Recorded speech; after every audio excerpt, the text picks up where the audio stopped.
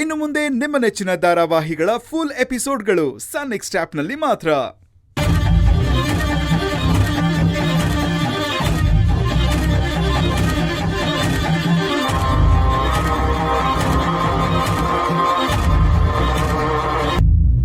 ಅಳಿಯಂದ್ರೆ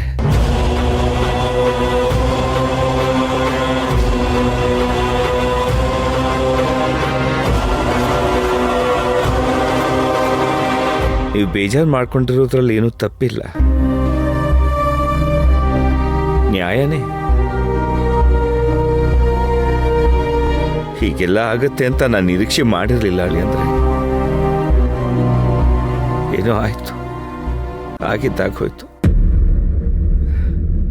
ಆಗಿದ್ದಕ್ಕೆಲ್ಲ ನಾನು ನಿಮ್ಮ ಹತ್ರ ಕ್ಷಮೆ ಕೇಳ್ತೀನಿ ಅಳಿಯಂದ್ರೆ. ಯಾಕೋ ನನ್ನ ಟೈಮೇ ಸರಿ ಇಲ್ಲ,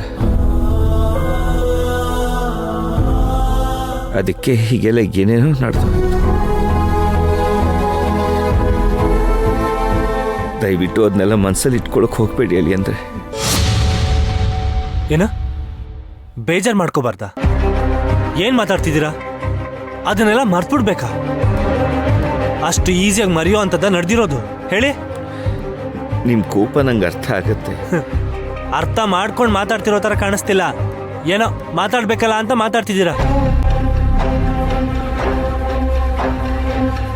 ನೀವು ನಿಮ್ಮ ಅನುಕಂಪನೋ ನನ್ನ ಮನಸ್ಸು ಕುದೀತಾ ಇದೆ.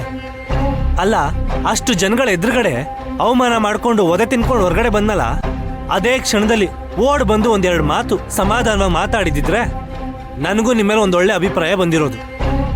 ಅದನ್ನ ಬಿಟ್ಬಿಟ್ಟು ಪುರ್ಸೋತ್ ಮಾಡ್ಕೊಂಡು ಆರಾಮ್ ಆದ್ಮೇಲೆ ಮಾತಾಡಕ್ ಬಂದ್ಬಿಟ್ಟಿದ್ದೀರಾ. ಇಲ್ಲ ಅಳಿಯಂದ್ರೆ,